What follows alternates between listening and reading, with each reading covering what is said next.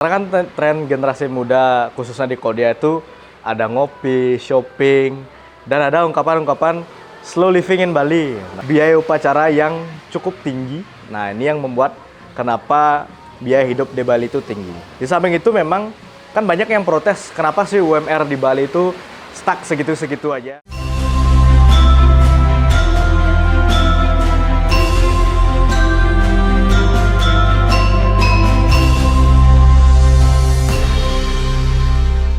Kalau persoalan gaya hidup, saya berkaca dari perspektif anak muda, ya. Sekarang kan tren generasi muda, khususnya di Kodia itu ada ngopi, shopping, dan ada ungkapan-ungkapan slow living in Bali. Nah, jadinya kalau kita lihat secara gaya hidupnya, yang membuat tinggi itu sebenarnya gengsi dan hedonisme sih, beli. Bangun pagi, hari Senin, ngopi di tempat ini. Besok siangnya ngopi lagi, sorenya sunsetan di Kuta misalnya kan. Kayak gitu sih sebenarnya kalau saya lihat secara gaya hidup. Tapi kalau misalnya dari perspektif lain ya, biaya hidup soal tradisi dan lain sebagainya itu urusan berbeda. Tapi kalau misalnya kita lihat secara biaya adat atau tradisi memang mahal di Bali, memang mahal.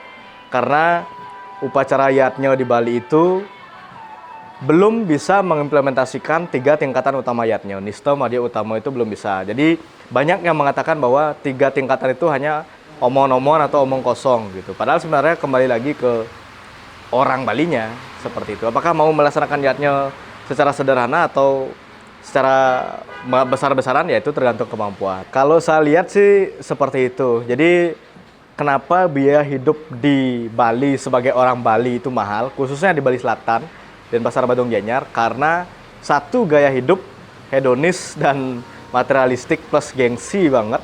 Kemana-mana sekarang kan bawa mobil sendiri, shopping, slow living in Bali, dan hal-hal lain. Kemudian yang kedua, biaya upacara. Biaya upacara yang cukup tinggi. Nah, ini yang membuat kenapa biaya hidup di Bali itu tinggi. Di samping itu memang kan banyak yang protes kenapa sih UMR di Bali itu stuck segitu-segitu aja, pun ketika naik per tahun cuma beberapa ratus ribu paling kan.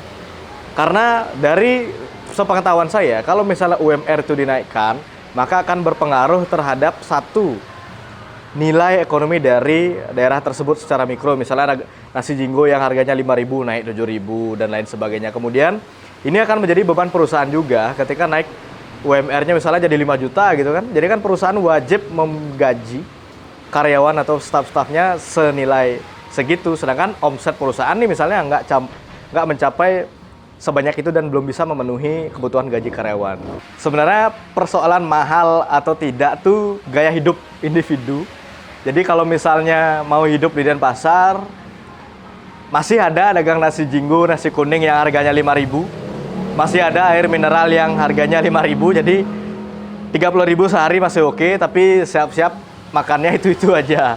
Kemudian kalau mau tinggal di daerah-daerah yang dekat tempat wisata, saran saya Denpasar, Badung, Gianyar.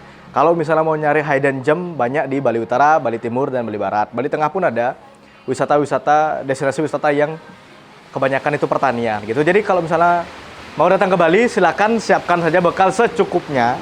Jadi ini persoalan gaya hidup, mau hidup yang mewah atau sederhana gitu sih.